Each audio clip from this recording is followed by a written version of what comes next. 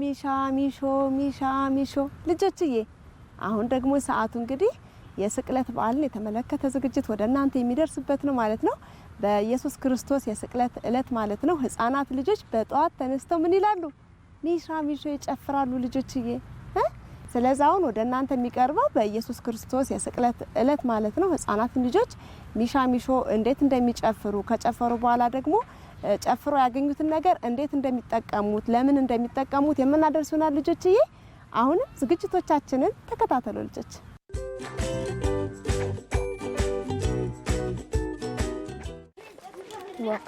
ላሽ ዳ ቀይሪ ልበልበት ብለ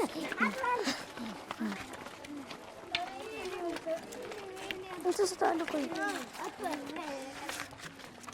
ሚሻ ሚሾ ሚሻ ሚሾ አንዳራዶሮ እዱ ተሰርቶ እቤቴ ይነሱ ይወሳወሱ ካደረው ዱቄ ትንሽ ይፈሱ ጫው ጫው መሰንቀጫው ዘይት ዘይት ማጣፈጫው ጫው ጫው መሰንቀጫው ዘይት ዘይት ማጣፈጫው። ሊቀ ማእምራን መምህር ገብረሕይወት አዲስ ወርቄ እባላለሁ። የስቅለት በዓልን የምናከብርበት አዳም በዕለተ ዓርብ ነው የተፈጠረው። በዕለተ ዓርብ አዳምን ፈጥሮ በነፍስ ሕያው አድርጎ በገነት አኑሮ ይህንን የሚበላውን ሁሉ ብላ፣ ዕፀ በለስን እንዳትበላ፣ ዕፀ ሕይወትን ጠብቅ፣ ዕፀ በለስን የበላህ እንደሆነ ግን የሞት ሞት ይፈረድብሃል ብሎ ለአዳም ይህንን ሕግ አስቀመጠለት። አዳም ዕፀ በለስን በላ። ዕፀ በለስን በበላ ጊዜ ከገነት ወጣ፣ ከማዕርጉ ተዋረደ፣ ክብሩን አጣ። አዳም ከገነት ከወጣ በኋላ በፈታህነቱ አንጻር መሐሪነቱ እንዳለ አውቆ ንስሐ ገባ። ንስሐ ብዙ ነገር ታደርጋለች። ይሄ ጾምም ለንስሐ ነው። ንስሐ በገባ ጊዜ በሐሙስ ዕለት ወመንፈቀ ዕለት እትወለድ ሞለት ተወለድከ ከልጅ ልጅህ ተወልጄ ከሰማየ ሰማያት ወርጄ አድንሃለሁ ብሎ ለአዳም ቃል ገብቶለት ስለነበረ ከሰማየ ሰማያት ወረደ፣ ከድንግል ማርያም ተወለደ። እነሆ በየጥቂቱ አደገ። በ30 ዘመኑ ተጠመቀ። ከተጠመቀ በኋላ ሳይውል ሳያድር ገዳመ ቆሮንቶስ ገብቶ ከቆመ ሳይቀመጥ እጁን እስከዘረጋ ሳያጥፍ 40 መዓልት 40 ሌሊት ጾመ። በአምላክነቱ ምግብ የማያስፈልገው ቢሆንም በስጋው የኛን ስጋ ስለለበሰ ስለሚበላ ያንን ሁሉ ተቋቁሞ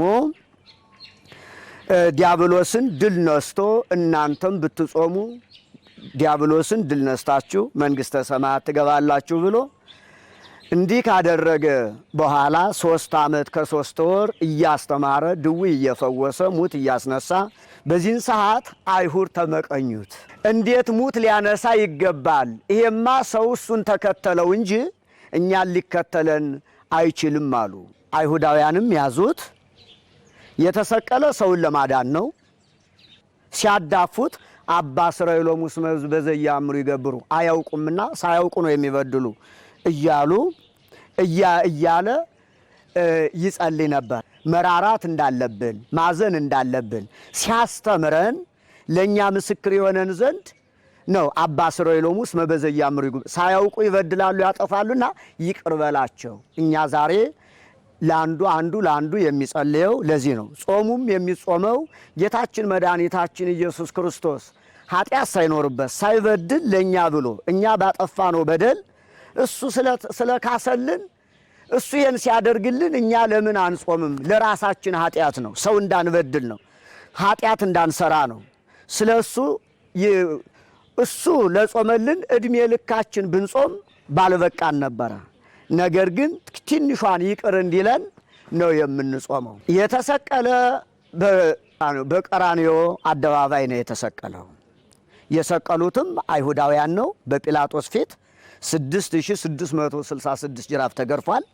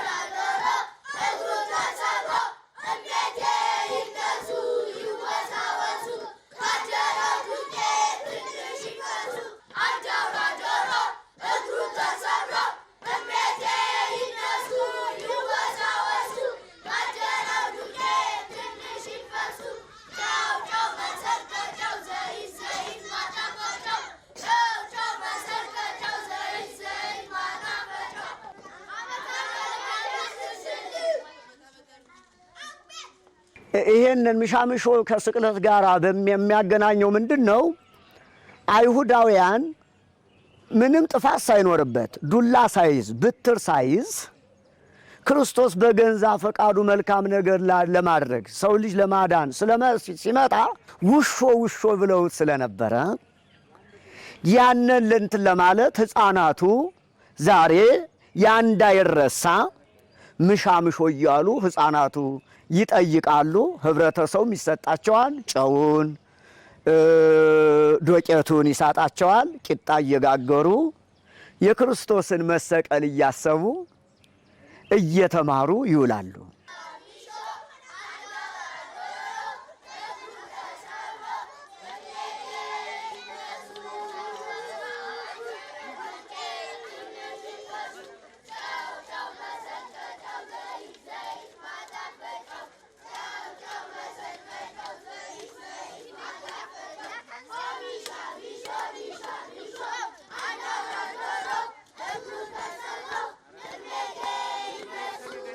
Thank you.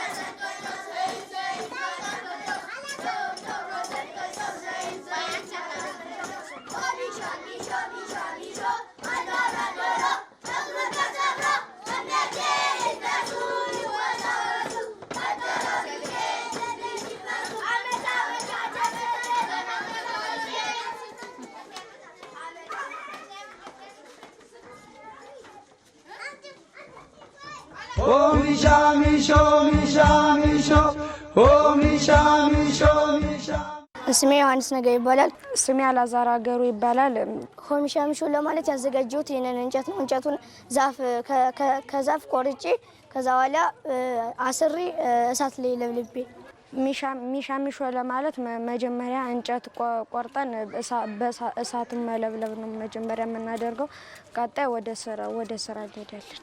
ሆሚሻሚሾ አንድ አውራ ዶሮ እግሩን ተሰብሮ እሜቴ ይነሱ ይወሳወሱ ካደረው ዱቄት ትንሽ ይፍሰሱ ጨው መሰርቀጫው ዘይት ማጣፈጫው። ሆሚሻሚሾ አንድ አውራ ዶሮ እግሩን ተሰብሮ እሜቴ ይነሱ ይወሳወሱ ካደረው ዱቄት ትንሽ ይፍሰሱ ጨው መሰልቀጫው ዘይት ማጣፈጫው። በየቤቱ እየሄድን ሆሚሻሚሾ እንጨፍራለን። የሚሰጠን ዘይት፣ ዱቄት፣ በርበሬ። የተሰጠንን በርበሬ፣ ዘይት እና ዱቄት አስጋግረን እናስቀባውና ከዛ በኋላ ቤተክርስቲያን ስንመለስ እንበለዋለን። ሚሻሚሾ ብለን የምናገኛቸው ከየቤቱ ለምሳሌ ዱቄት፣ በርበሬ እና ዘይት ናቸው። ዱቄቱን አብኩተን የሚጋግርልን ሰው አለን። ጋግረን ለተቀበልንባቸው ቤቶች እየሰጠን የተረፈውን ደግሞ ለእኛ ላቀረቡት ልጆች እንሰጣለን። ለክርስትና እምነት ተከታዮች እንኳን ለዚህ በዓል በሰላም አደረሳችሁ። የክርስትና እምነት ተከታዮች እንኳን ለጌታችን ለመድኃኒታችን የስቅለት በዓል እንኳን በሰላም አደረሳችሁ። ክብረሽ ቆይን ገብሮ በሰላሳ ጠምዶ